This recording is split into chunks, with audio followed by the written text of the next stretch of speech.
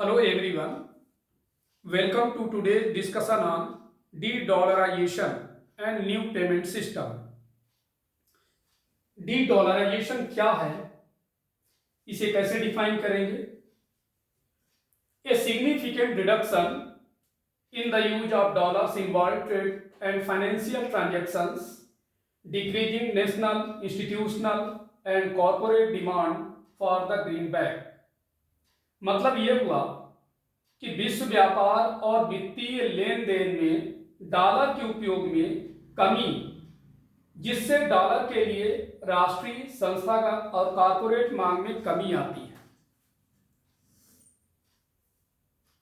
Before it, firstly, we have to know this topic related to General Studies Paper 3 for Civil Services main exams and also for State PCS exams. मतलब किसी भी topic को पढ़ने से पहले हमें ये जानना जरूरी है. जैसे यहाँ पर हम डी-डॉलराइजेशन पढ़ रहे हैं तो सवाल ये उठता है कि डॉलर क्या है, क्या यह सबसे ताकतवर कैसे बना और कब बना. Now let us start. Second world war तक ज्यादातर देशों के पास जितना सोने का भंडार होता था वो उतनी ही वैल्यू की करेंसी जारी करते थे. 1944 में विश्व के 44 देशों के डेलीगेट्स मिले और अमेरिकी डॉलर के मुकाबले सभी करेंसी का एक्सचेंज रेट तय किया, क्योंकि उस वक्त अमेरिका के पास सबसे ज्यादा सोने का भंडार था और वो दुनिया की सबसे बड़ी और स्थिर अर्थव्यवस्था था. 80 साल बाद यानी 2024 में दुनिया का 80% ट्रेड और 58% पेमेंट डॉलर में होता है. साथ ही दुनिया का 64% लोन और 59% फॉरेन एक्सचेंज रिजर्व डॉलर में है. अमेरिकी डॉलर के इसी दबदबे को कम करने की कोशिशें होती रहती हैं. 22 to 24 अक्टूबर 2024 तक रशिया के कजान शहर में ब्रिक्स की 16 समिट हो रही थी, जिसमें हमारे देश के प्रधानमंत्री श्री नरेंद्र मोदी भी पहुंचे. यहां पर D-dollarisation and new payment system अहम एजेंडा था. अमेरिकी डॉलर दुनिया की सबसे मजबूत करेंसी कैसे बना, क्या फिलहाल डॉलर को रिप्लेस किया जा सकता है और इससे भारत, चीन, अमेरिका पर क्या इंपैक्ट पड़ेगा, ये इस तरह के सवाल उठना जरूरी है. वन बाय वन क्वेश्चंस हम लेंगे कि ताकि आपके मन में जो जिज्ञासा है उनका समाधान हो. यहां पर देखिए, जैसे क्वेश्चन नंबर 1 क्या जनरेट होता है, how did the US dollar become the world's strongest currency. Question number 2, how does America earn billions without doing anything using the power of the dollar.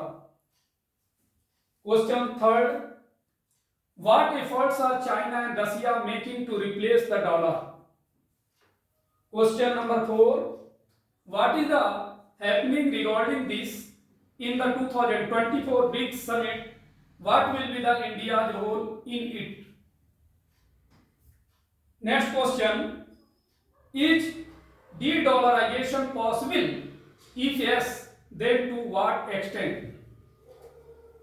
Next question, will de-dollarization destroy America? Next question is, will de-dollarization increase China's dominance? Next question is, will de-dollarization benefit or harm India? And next question is, why is it said that the dollar and euro have been weaponized. तो देखिए D dollarisation से संबंधित इन सभी प्रश्नों को एक एक करके समझने का प्रयास करेंगे। सवाल पहला था हमारा, how did the US dollar become the world's strongest currency. मतलब यह हुआ कि अमेरिकी डॉलर दुनिया की सबसे मजबूत करेंसी कैसे बना। तो इसका उत्तर ये जानिए आप। मानिए उदाहरण के लिए, मान लीजिए इंडिया को पाकिस्तान की करेंसी पर भरोसा नहीं है, ऐसे में वो पाकिस्तानी करेंसी में व्यापार नहीं करेगा। ऐसे ही प्रॉब्लम के लिए 1944 में तमाम देशों ने मिलकर डॉलर को बेस करेंसी बनाया था, अर्थात भारत पाकिस्तान से डॉलर में कारोबार कर सकता है क्योंकि उसे पता है कि अमेरिकी डॉलर डूबेगा नहीं और जरूरत पड़ने पर अमेरिकी डॉलर के बदले सोना भी देगा। यह व्यवस्था करीब 3 दशक तक चली। डॉलर दुनिया की सबसे सुरक्षित करेंसी बन चुका था, लेकिन 1970 की शुरुआत में कई देशों ने डॉलर के बदले सोने की डिमांड कर दी और ये देश अमेरिका को डॉलर देते और उसके बदले में सोना लेते थे। इससे अमेरिका का सोने का भंडार खत्म होने लगा। डॉलर की मजबूती की एक और बड़ी वजह थी। दरअसल 1945 में अमेरिका के तत्कालीन राष्ट्रपति रूजवेल्ट ने सऊदी के साथ एक करार किया। करार की शर्त यह थी कि उसकी सुरक्षा अमेरिका करेगा और बदले में सऊदी सिर्फ डॉलर में तेल बेचेगा। यानी अगर देशों को तेल खरीदना है तो उनके पास डॉलर होना जरूरी है।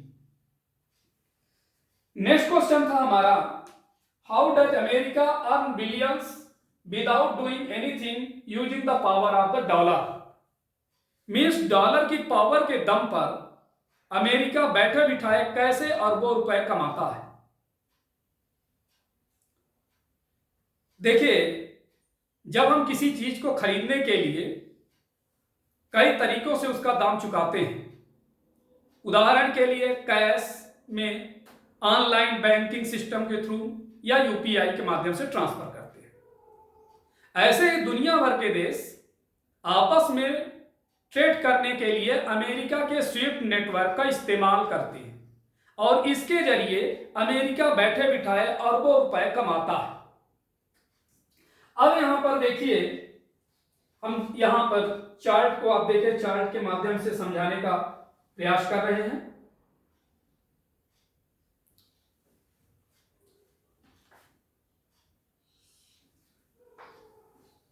यहां पर चार्ट को देखिए, उदाहरण के रूप में हम आपको समझाने का प्रयास करेंगे ताकि आपको ज्यादा समझ में आए। ये एक स्विफ्ट नेटवर्क है जो कि आप चार्ट में देख रहे होंगे, यहां पर लिखा हुआ स्विफ्ट नेटवर्क। ये क्या है इसे हम अभी एक्सप्लेन करने जा रहे हैं। फॉर एग्जाम्पल, अदानी ग्रुप को पाकिस्तान के किसी कारोबारी से $10,000 की सूरजमुखी खरीदना है, ठीक है। तो यहां पर स्विफ्ट नेटवर्क के जरिए ये ट्रांजैक्शन 5 स्टेप में होगा। ये देखिए, आपको 5 स्टेप दिख रहे हैं, step 1, step 2, step 3, step 4 and step 5। ये देखिए हमारे इंडियन करेंसी का सिंबल बना हुआ है। तो स्टेप 1 में सबसे पहले हम क्या करेंगे, सबसे पहले अडानी ग्रुप अपने इंडियन बैंक को $10,000 के बराबर इंडियन करेंसी भेजेगा, ठीक है। देन इसके बाद स्टेप 2 में आएंगे।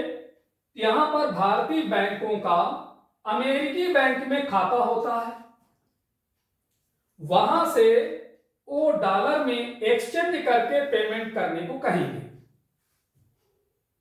ठीक है, क्योंकि करेंसी चेंज होगी और फिर इसके बाद जैसे जो अमेरिका में बैंक होते हैं वहां पर इंडियन बैंक का अकाउंट होता है और वहां वो डॉलर में एक्सचेंज करके पेमेंट करने को कहेंगे। स्टेप नंबर 3, भारतीय खाते वाला अमेरिकी बैंक दूसरे पाकिस्तानी खाते वाले अमेरिकी बैंक में पैसा ट्रांसफर करेगा। मतलब यह है कि जिस तरह से हमारे भारतीयों का अमेरिकी बैंक में अकाउंट होता उसी प्रकार से पाकिस्तान का भी वहां की बैंक में अकाउंट होगा। ठीक है, तो ये क्या है कि दूसरे पाकिस्तानी खाते वाले अमेरिकी बैंक में पैसा ट्रांसफर करेगा। स्टेप नंबर 4, दूसरा अमेरिकी बैंक पाकिस्तानी बैंक में पैसे ट्रांसफर कर देगा। ठीक है, यानी उसके अकाउंट में चला गया। देन पाकिस्तानी बैंक से कारोबारी, जो वहां का कारोबारी है जिससे कि हम सूरजमुखी खरीदने जा रहे हैं, $10,000 के बराबर पाकिस्तानी रुपए निकाल सकता है।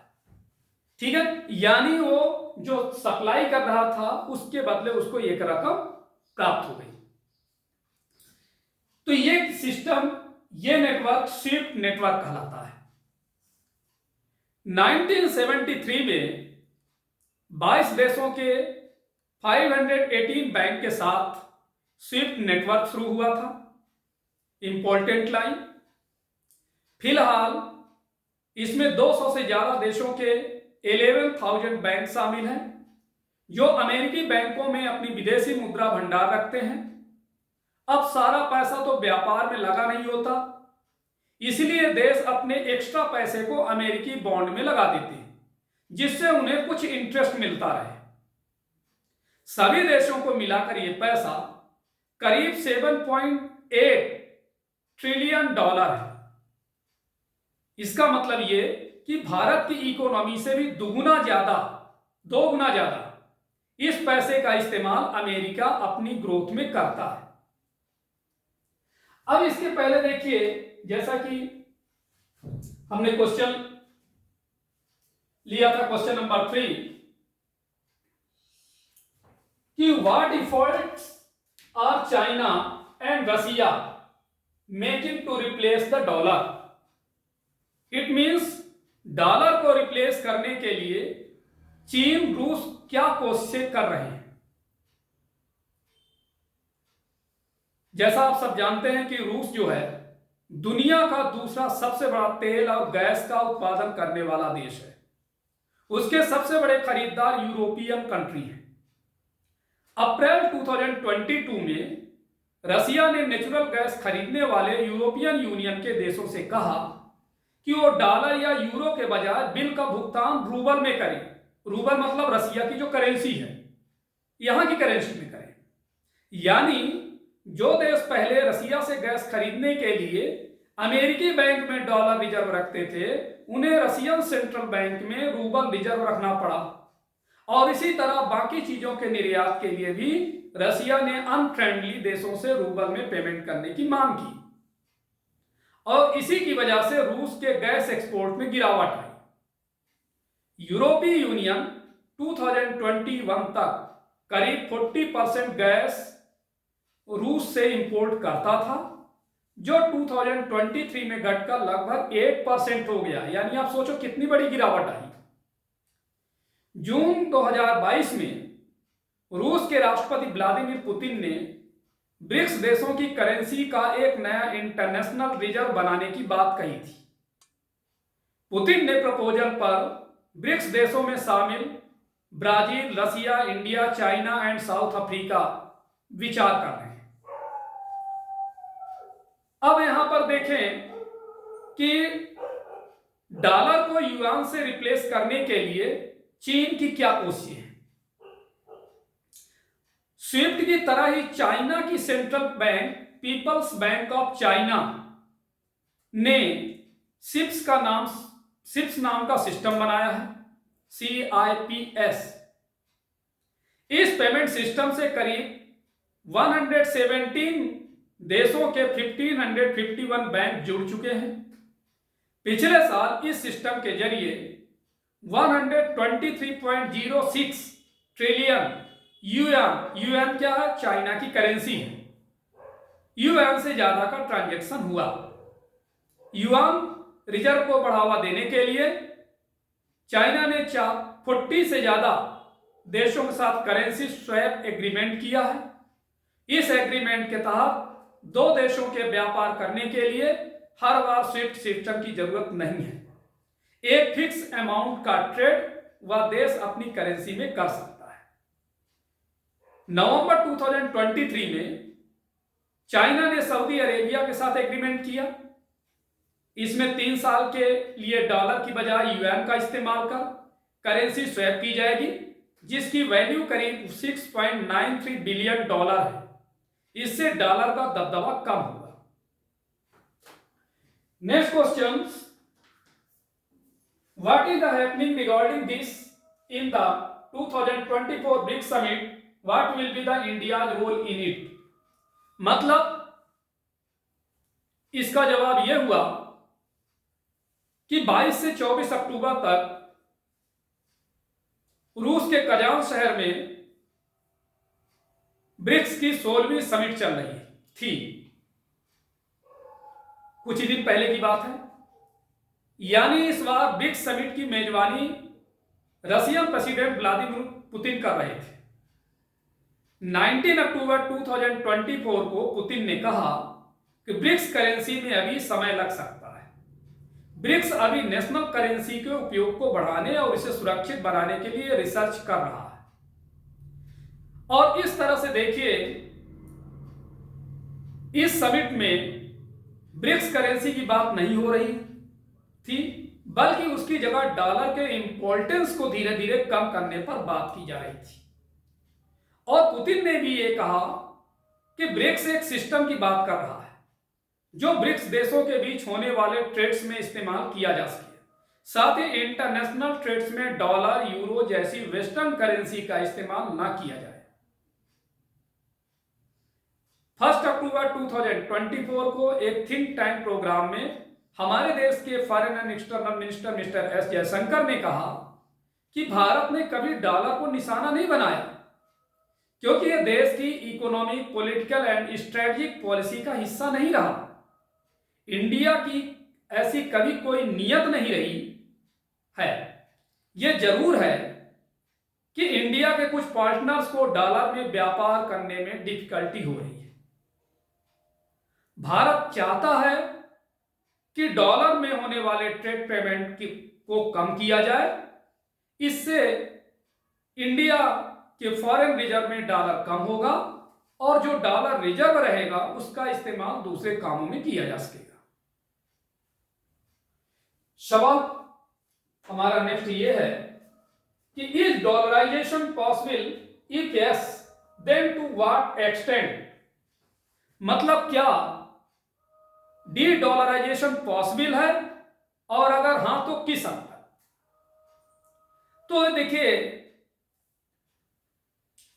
अमेरिकी इकोनॉमिस्ट साइमन हंट का मानना है कि अगले 2 साल में ब्रिक्स की करेंसी या सिस्टम अमेरिकी डॉलर को टक्कर देगी। जानकार मानते हैं कि ब्रिक्स देश किसी एक करेंसी को लेकर सहमत नहीं होंगे। हालांकि वो एक पेमेंट सिस्टम बना सकते हैं या अपनी अपनी करेंसी में ट्रेड करने के लिए तैयार हो सकते हैं। और इस तरह से फिलहाल पूरी तरह से डी डॉलराइजेशन करना संभव नहीं है। अगर ब्रिक्स देशों में नेशनल करेंसी में ट्रेड होता भी है तो उसकी वैल्यू का आधार डॉलर को ही बनाया जाता है। मतलब रसिया और चाइना के बीच ट्रेड होता है तो रूबल और युआन की वैल्यू डॉलर के आधार पर तय की जाती है। अगर ब्रिक्स देश पेमेंट का कोई सिस्टम बना भी लेते हैं तो उससे डॉलर के इस्तेमाल में कमी आएगी, ना कि पूरी तरह से डी डॉलराइजेशन हो जाएगा। नेक्स्ट क्वेश्चन है हमारा, will de-dollarization destroy America. कि क्या डी डॉलराइजेशन से अमेरिका तबाह हो जाएगा? मजबूत डॉलर और इकोनॉमी के दम पर अमेरिका दुनिया भर में अपना दबदबा कायम करता है। जब कोई भी देश उसे किसी भी तरह से चुनौती देता है तो अमेरिका उस देश पर प्रतिबंध लगा देता है, और ऐसा कर अमेरिका देशों के व्यापार से लेकर उनकी फॉरेन पॉलिसी तक को भी प्रभावित करता है। डी डॉलराइजेशन देशों के बीच पावर बैलेंस को बदल सकता है, साथ ही नए तरह से ग्लोबल इकोनॉमी या मार्केट को आकार देगा। इससे अमेरिका प्रभावित होगा। अमेरिकी प्रेसिडेंट पद के रिपब्लिकन कैंडिडेट डोनाल्ड ट्रंप ने डी डॉलराइजेशन को अमेरिका के लिए बड़ा खतरा माना है। उन्होंने हाल ही में एक इलेक्शन रैली में कहा कि जो देश डॉलर का साथ छोड़ेंगे उन पर 100% टैरिफ लगा दिया जाएगा।